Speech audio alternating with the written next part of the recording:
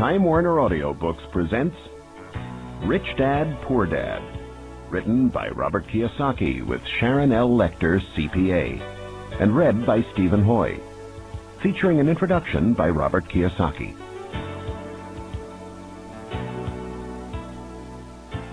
I had two fathers, a rich one and a poor one. One was highly educated and intelligent. He had a PhD and completed 4 years of undergraduate work in less than 2 years. The other father never finished the 8th grade. Both men were successful in their careers, working hard all their lives. Both earned substantial incomes, yet one struggled financially all his life. The other would become one of the richest men in Hawaii. One died leaving tens of millions of dollars to his family, charities, and his church.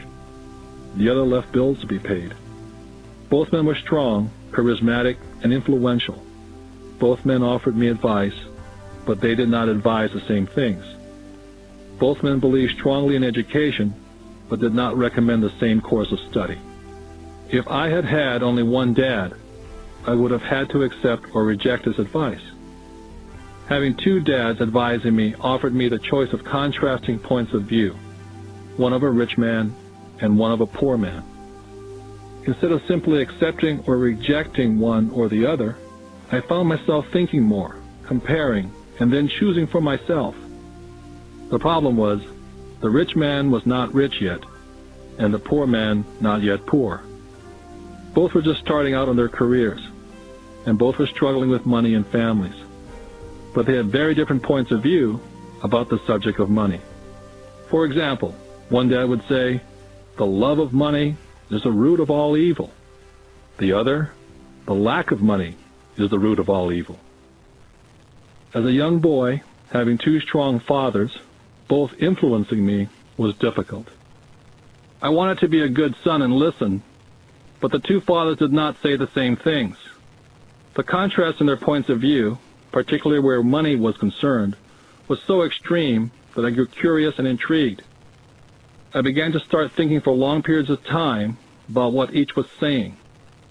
Much of my private time was spent reflecting, asking myself questions such as, "Why does he say that?" And then asking the same question of the other dad's statement.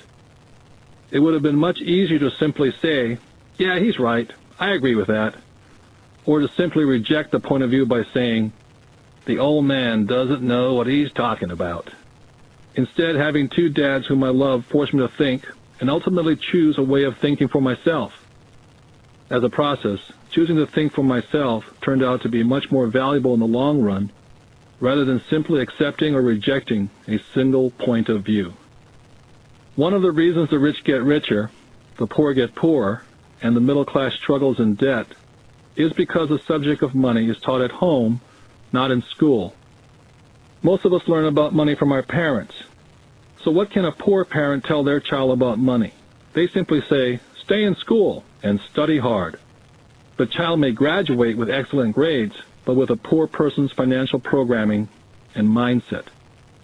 It was learned while the child was young. Money is not taught in schools. Schools focus on scholastic and professional skills, but not financial skills. This explains how smart bankers, doctors, and accountants who earn excellent grades in school may still struggle financially all their lives. Our staggering national debt is due in large part to highly educated politicians and government officials making financial decisions with little or no training on the subject of money. I often look ahead to the new millennium and wonder what will happen when we have millions of people who will need financial and medical assistance. They will be dependent upon their families or the government for financial support. What will happen when Medicare and Social Security run out of money? How will a nation survive if teaching children about money continues to be left to parents, most of whom will be, or already are, poor? Because I had two influential fathers, I learned from both of them. I had to think about each dad's advice, and in doing so, I gained valuable insight into the power and effect of one's thoughts on one's life. For example, one dad had a habit of saying, "I can't afford it." The other dad forbade those words to be used. He insisted I say, "How can I afford it?" One is a statement, and the other is a question.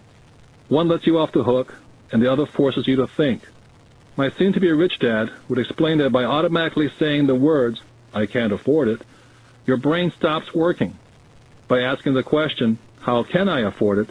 your brain is put to work. He did not mean buy everything you wanted.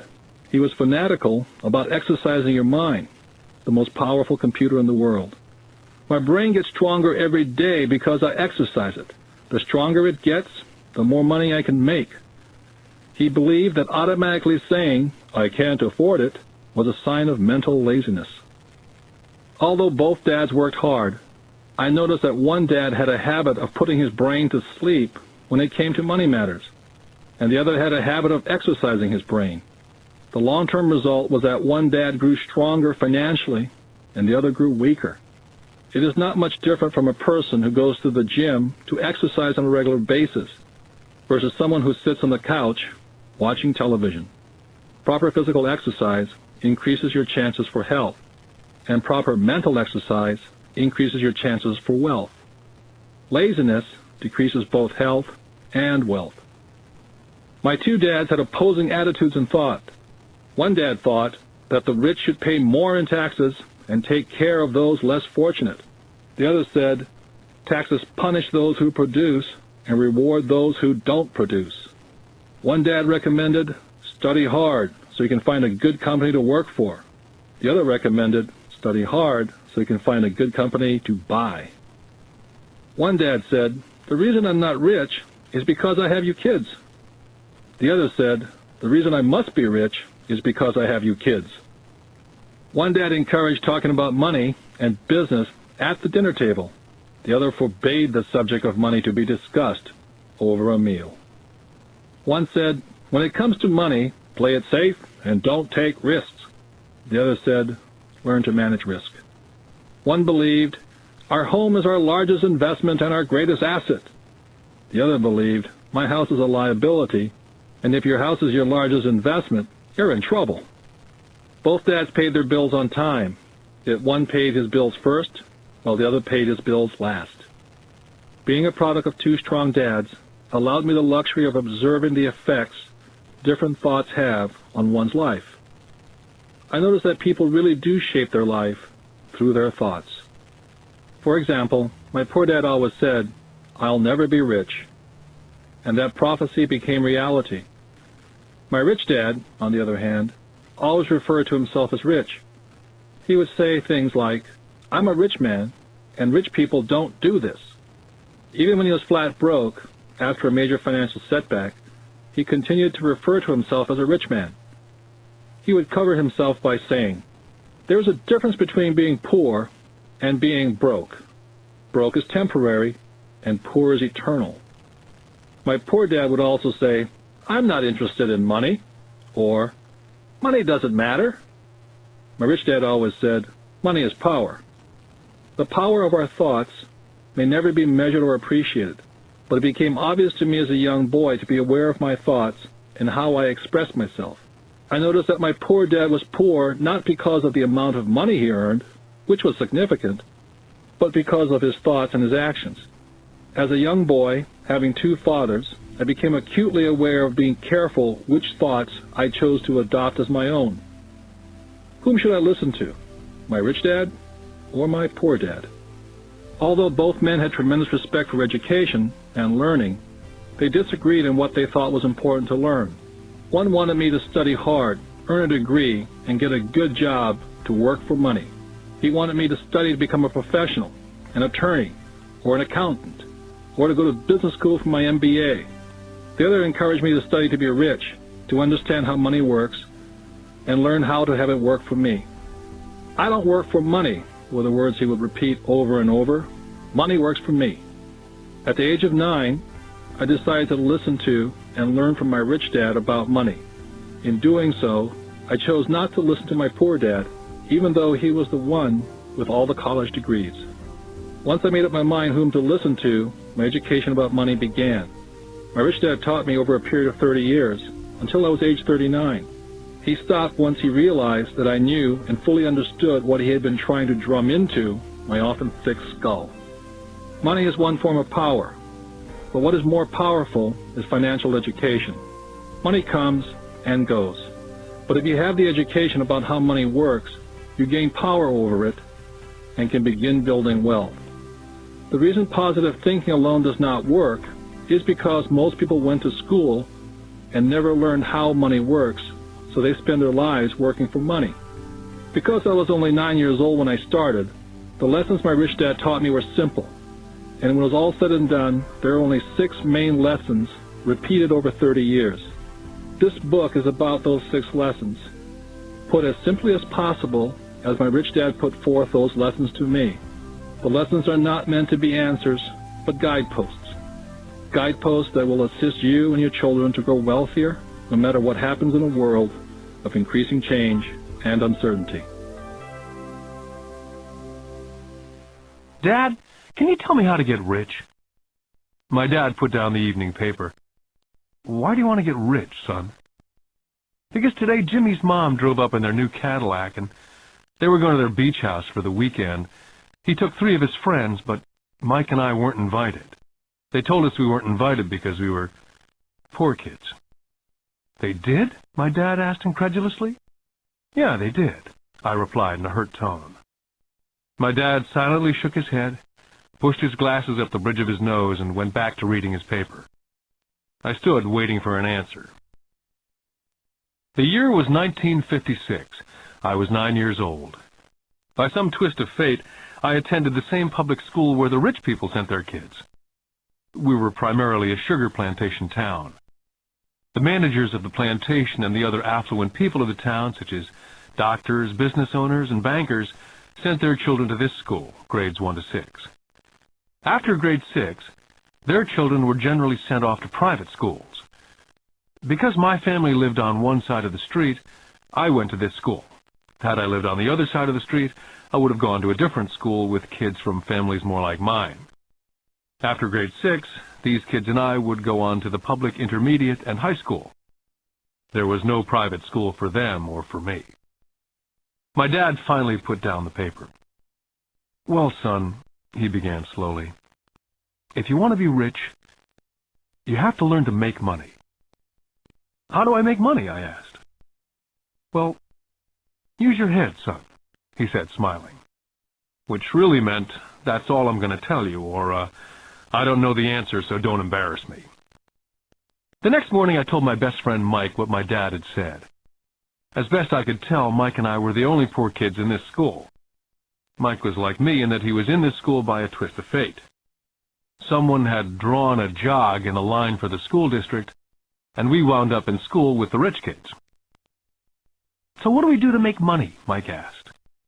I don't know, I said. But do you want to be my partner? He agreed. And so on that Saturday morning, Mike became my first business partner. We spent all morning coming up with ideas on how to make money. Finally, that afternoon, a bolt of lightning came through our heads. It was an idea that Mike had gotten from a science book he'd read. Excitedly, we shook hands, and the partnership now had a business. For the next several weeks, Mike and I ran around our neighborhood, knocking on doors and asking our neighbors if they'd save their toothpaste tubes for us. With puzzled looks, most adults consented with a smile. Some asked us what we were doing, to which we replied, "We can't tell you. It's a business secret." My mom grew distressed as the weeks wore on. We had selected a site next to her washing machine as the place we would stockpile our raw materials. In a brown cardboard box that one time held ketchup bottles, our little pile of used toothpaste tubes began to grow. One day my dad drove up to see 2 9-year-old boys in the driveway with a production line operating at full speed. Fine white powder everywhere. On a long table were small milk cartons from school, and our family's hibachi grill was glowing with red-hot coals at maximum heat. Dad walked up cautiously, having to park the car at the base of the driveway, since the production line blocked the carport. As he got closer, he saw a steel pot sitting on top of the coals, with the toothpaste tubes being melted down. In those days, toothpaste did not come in plastic tubes. The tubes were made of lead. So once the paint was burned off, the tubes were dropped in a small steel pot, melted until they became liquid, and with my mom's pot holders, we were pouring the lead through a small hole in the top of the milk cartons. The milk cartons were filled with plaster of Paris. The white powder everywhere was the plaster before we mixed it with water. The milk cartons were the outer containers for plaster of Paris molds. My dad watched as we carefully poured the molten lead through a small hole in the top of the plaster of Paris cube. "What are you boys doing?" he asked with a cautious smile. "We're doing what you told me to do. We're going to be rich," I said. "Yep," said Mike, grinning and nodding his head. "We're partners." "And what is in those plaster molds?" Dad asked. "Watch," I said. "This should be a good batch." With a small hammer, I tapped at the seal that divided the cube in half. Cautiously, I pulled up the top half of the plaster mold, and a lead nickel fell out. "Oh, my God," my dad said. "You're casting nickels out of lead." "That's right," Mike said. "We're making money." My dad smiled and shook his head.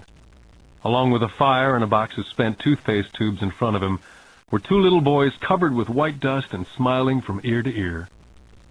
He asked us to put everything down and sit with him on the front step of our house. With a smile, he gently explained what the word counterfeiting meant. Our dreams were dashed. "You mean this is illegal?" asked Mike. "Yes, it is illegal," my dad said gently. "But you boys have shown great creativity and original thought. Keep going. I'm really proud of you." Disappointed, Mike and I sat in silence for about 20 minutes before we began cleaning up our mess. The business was over on opening day. Sweeping the powder up, I looked at Mike and said, "I guess Jimmy and his friends are right. We are poor." My father was just leaving as I said that. "Boys," he said, "you're only poor if you give up. The most important thing is that you did something. Most people only talk and dream of getting rich. You've done something. I'm very proud of the two of you. I will say it again. Keep going. Don't quit." Mike and I stood there in silence. They were nice words, but we still did not know what to do. "So how come you're not rich, Dad?" I asked. "Because I chose to be a school teacher.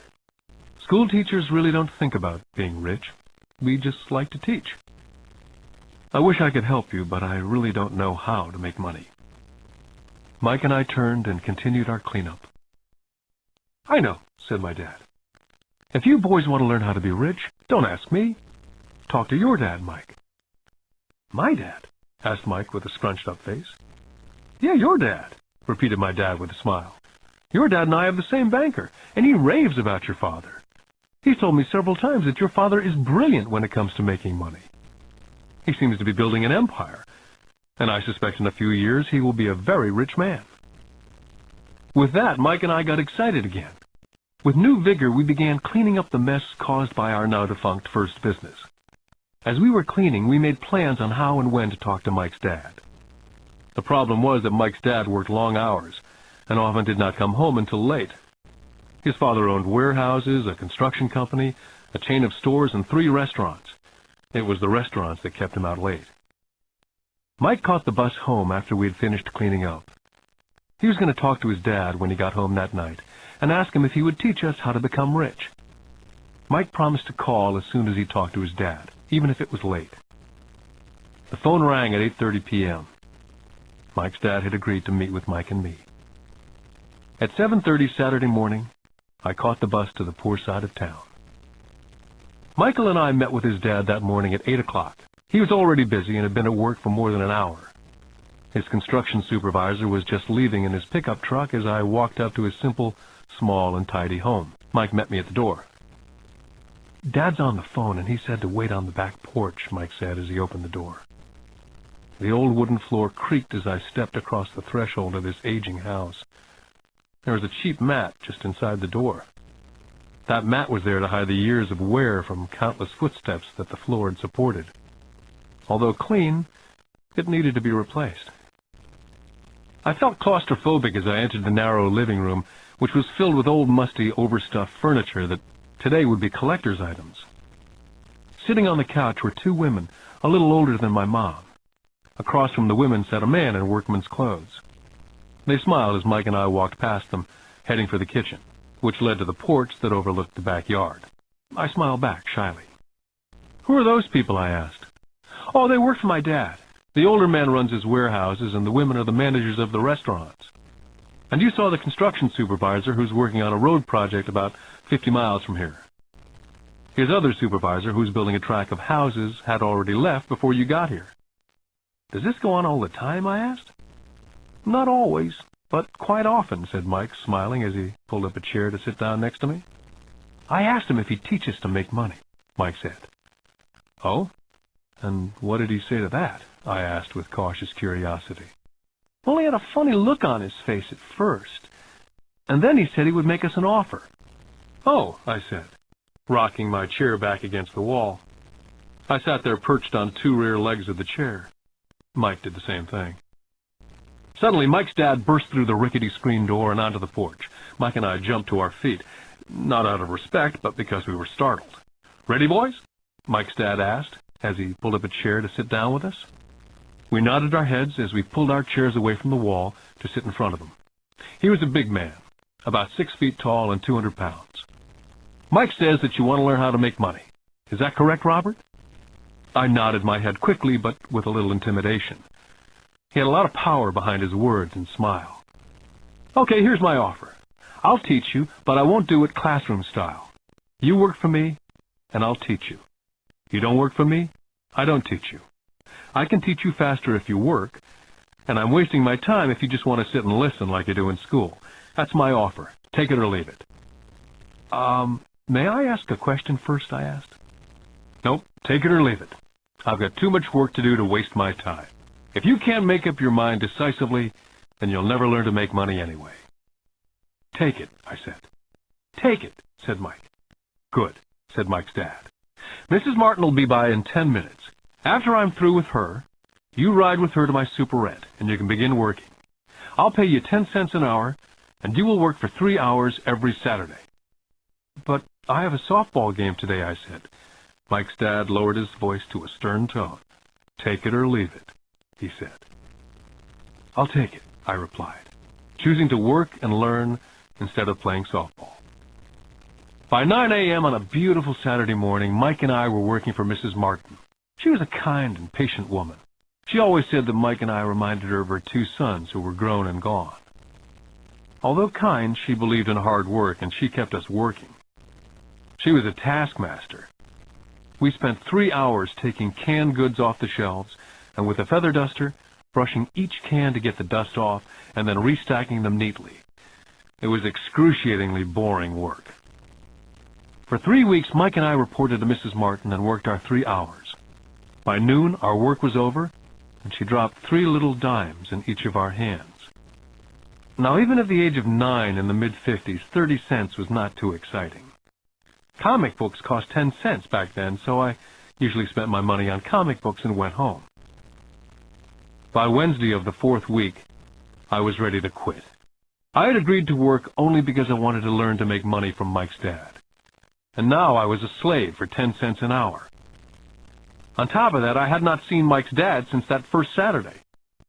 I'm quitting, I told Mike at lunchtime. The school lunch was miserable. School was boring, and now I didn't even have my Saturdays to look forward to. But it was the 30 cents that really got to me. Mike smiled. Dad said this would happen. He said to meet with him when you were ready to quit. What? I said indignantly. He's been waiting for me to get fed up? Sort of, Mike said. Dad's kind of different. He teaches differently from your dad. Your mom and dad lecture a lot. My dad is quiet and a man of few words. You just wait till this Saturday. I'll tell him you're ready. You mean I've been set up? No, not really, but maybe. Dad will explain on Saturday. I was ready to face him, and I was prepared. Even my real dad was angry with him. My real dad, the one I call the poor one, thought that my rich dad was violating child labor laws and should be investigated. My educated dad told me to demand what I deserve, at least 25 cents an hour. My poor dad told me that if I didn't get a raise, I was to quit immediately. At 8 o'clock Saturday morning, I was going through the same rickety door of Mike's house. Take a seat and wait in line, Mike's dad said as I entered. He turned and disappeared into his little office next to a bedroom. I looked around the room and didn't see Mike anywhere. Feeling awkward, I cautiously sat down next to the same two women who were there 4 weeks earlier. They smiled and slid across the couch to make room for me. 45 minutes went by, and I was steaming. The two women had met with him and left 30 minutes earlier. An older gentleman was in there for 20 minutes and was also gone. The house was empty, and I sat out in his musty, dark living room on a beautiful, sunny Hawaiian day, waiting to talk to a cheapskate who exploited children. I could hear him rustling around in the office, talking on the phone and ignoring me. I was now ready to walk out, but for some reason I stayed. Finally, 15 minutes later, at exactly 9 o'clock, Rich Dad walked out of his office, said nothing, and signaled with his hand for me to enter his dingy office. "I understand you want a raise or you're going to quit," Rich Dad said as he swiveled in his office chair. "Well, you're not keeping your end of the bargain," I blurted out, nearly in tears. It was really frightening for a 9-year-old boy to confront a grown-up. "You said that you'd teach me if I worked for you." "Well, I've worked for you. I've worked hard. I've given up my baseball games to work for you, and you don't keep your word. You haven't taught me anything. You're a crook like everyone in town thinks you are. You're greedy. You want all the money and don't take care of your employees. You make me wait and don't show me any respect. I'm only a little boy, and I deserve to be treated better." Rich Dad rocked back in his swivel chair, hands up to his chin, somewhat staring at me. "Not bad," he said. "In less than a month you sound like most of my employees." "What?" I asked. Not understanding what he was saying, I continued with my grievance. "I thought you were going to keep up your end of the bargain and teach me. Instead, you want to torture me. That's cruel. That's really cruel." "I am teaching you," Rich Dad said quietly. "What have you taught me?" "Nothing," I said angrily. "You haven't even talked to me once since I agreed to work for peanuts. 10 cents an hour, huh? I should notify the government about you. We have child labor laws, you know. My dad works for the government, you know." "Wow," said Rich Dad. "Now you sound like most of the people who used to work for me. People I've either fired or they've quit." "So what do you have to say?" I demanded, feeling pretty brave for a little kid. "How do you know that I've not taught you anything?" asked Rich Dad calmly. "Well, you've never talked to me. I've worked for 3 weeks, and you've not taught me anything," I said with a pout. "Does teaching mean talking or a lecture?" Rich Dad asked. "Well, yes," I replied. "That's how they teach you in school," he said, smiling. "But that is not how life teaches you. And I would say that life is the best teacher of all. Most of the time, life does not talk to you, just sort of pushes you around. Each push is life saying, 'Wake up.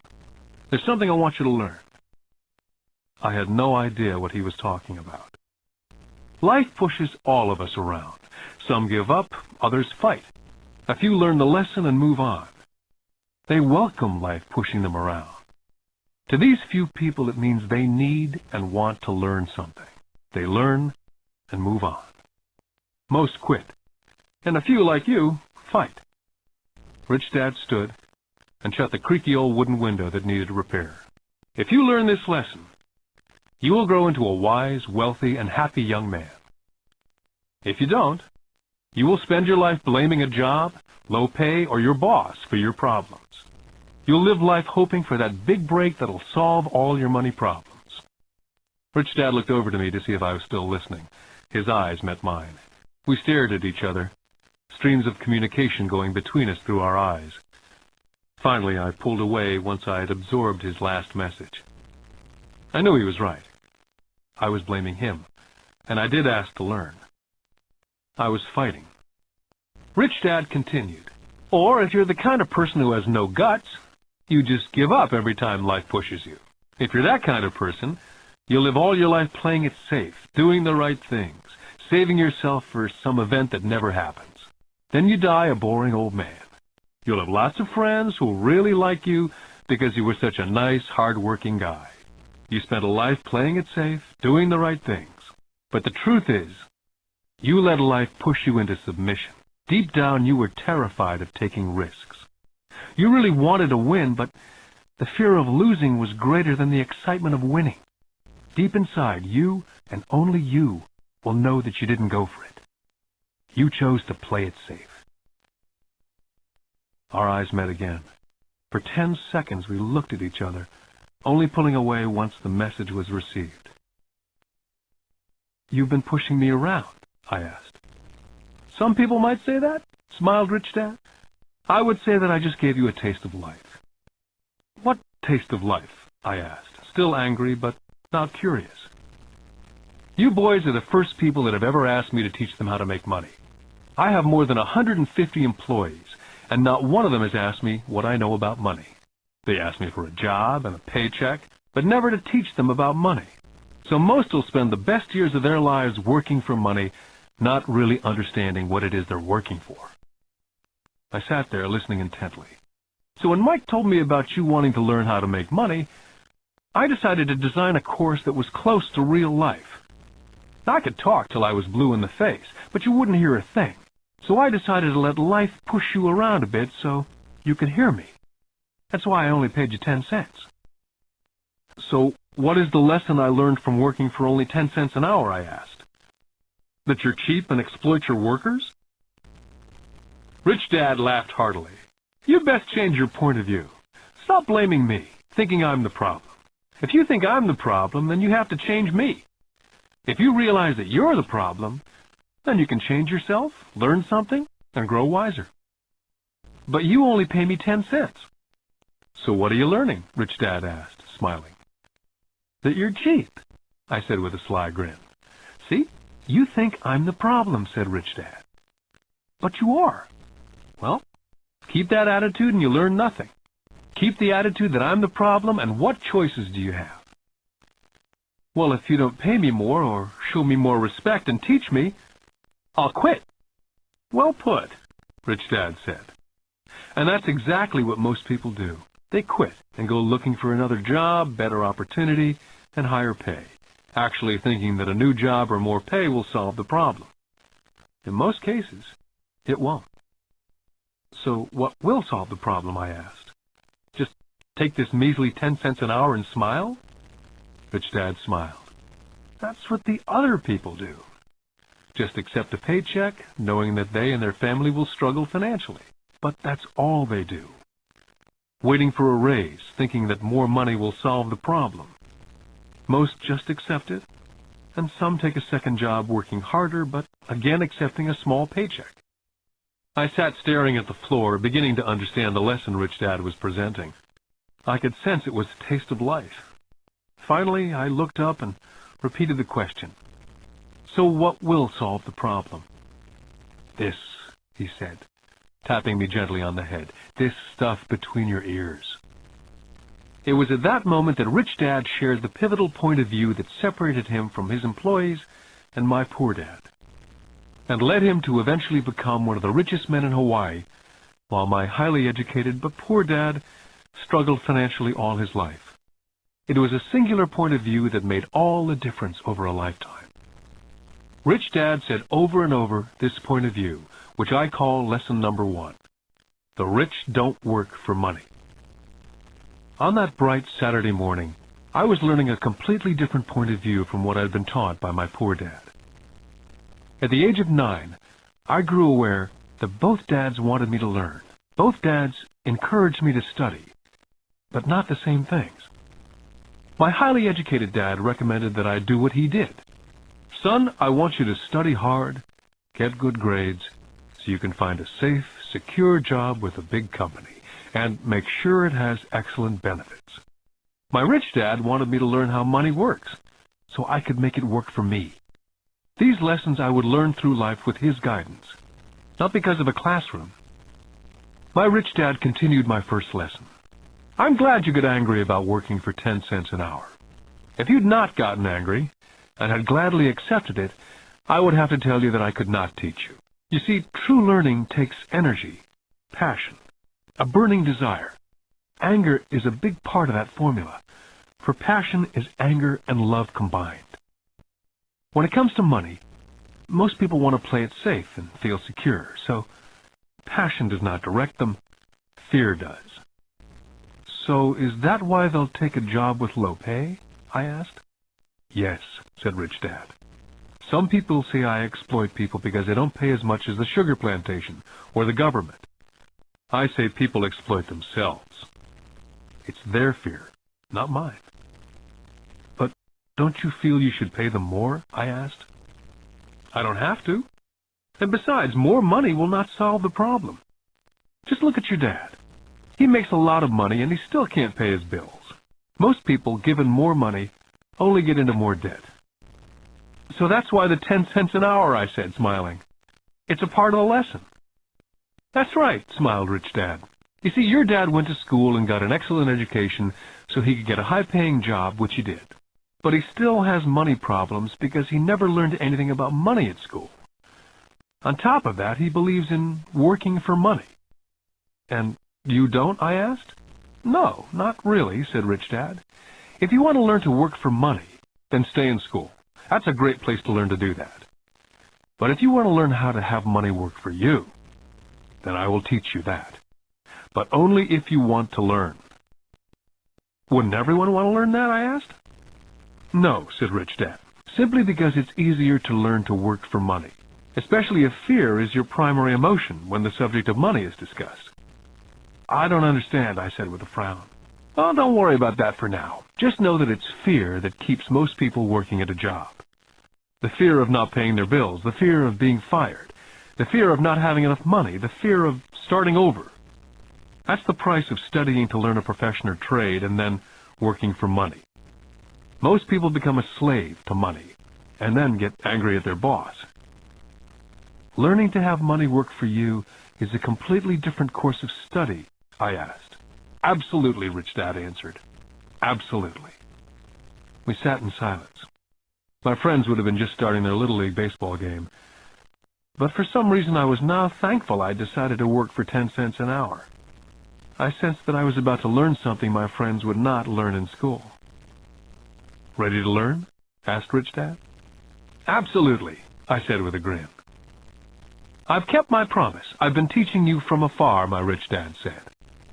At 9 years old, you've gotten a taste of what it feels like to work for money. Just multiply your last month by 50 years, and you'll have an idea of what most people spend their life doing. I don't understand, I said. How did you feel waiting in line to see me? Once to get hired and once to ask for more money. Terrible, I said. If you choose to work for money, that is what life is like for many people, said Rich Dad. And how did you feel when Mrs. Martin dropped 3 dimes in your hand for 3 hours' work? I felt like it wasn't enough. It seemed like nothing. I was disappointed, I said. And that is how most employees feel when they look at their paychecks, especially after all the tax and other deductions are taken out. At least you got 100%. You mean most workers don't get paid everything? I asked with amazement. Heavens, no, said Rich Dad. The government always takes its share first. How do they do that? I asked. Taxes, said Rich Dad. You're taxed when you earn, you're taxed when you spend, you're taxed when you save, you're taxed when you die. Why do people let the government do that to them? The rich don't, said Rich Dad with a smile. The poor and the middle class do. I'll bet you that I earn more than your dad, yet he pays more in taxes. How can that be, I asked. As a 9-year-old boy, that made no sense to me. Why would someone let the government do that to them? Rich Dad sat there in silence. I guess he wanted me to listen instead of jabber away at the mouth. Finally, I calmed down. I did not like what I had heard. I knew my dad complained constantly about paying so much in taxes, but really did nothing about it. Was that life pushing him around? Rich Dad rocked slowly and silently in his chair, just looking at me. Ready to learn? He asked. I nodded my head slowly. Learning how to have money work for you is a lifetime study. Most people go to college for 4 years, and their education ends. I already know that my study of money will continue over a lifetime, simply because the more I find out, the more I find out I need to know. Most people never study the subject. They go to work, get their paycheck, balance their checkbooks, and that's it. On top of that, they wonder why they have money problems. Then they think that more money will solve the problem. Few realize that it's their lack of financial education that is the problem. So, my dad has tax problems because he doesn't understand money? I asked, confused. Look, said Rich Dad, taxes are just one small section on learning how to have money work for you. Today, I just wanted to find out if you still have the passion to learn about money. Most people don't. They want to go to school, learn a profession, have fun at their work, and earn lots of money. One day they wake up with big money problems, and then they can't stop working. That's the price of only knowing how to work for money, instead of studying how to have money work for you. So, do you still have the passion to learn? Asked Rich Dad. I nodded my head. Good, said Rich Dad. Now get back to work. This time I will pay you nothing. What? I asked in amazement. You heard me. Nothing. You'll work the same 3 hours every Saturday, but this time you will not be paid 10 cents an hour. You said you wanted to learn to not work for money, so I'm not going to pay you anything.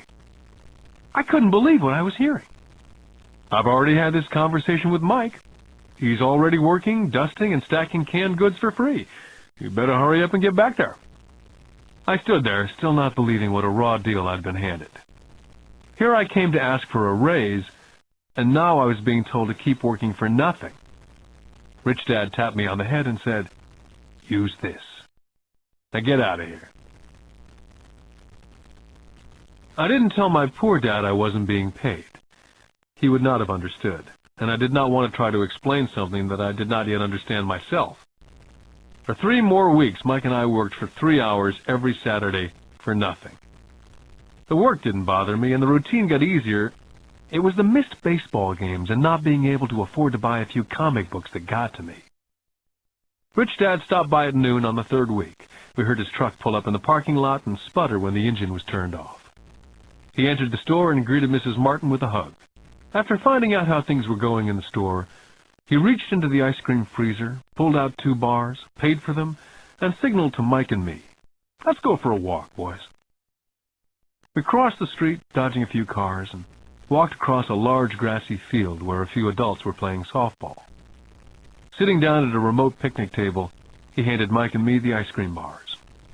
"How's it going, boys?" "Okay," Mike said. I nodded in agreement. "Learn anything yet?" Rich Dad asked. Mike and I looked at each other, shrugged our shoulders, and shook our heads in unison. "Well, you boys had better start thinking. You're staring at one of life's biggest lessons. If you learn the lesson, you'll enjoy a life of great freedom and security."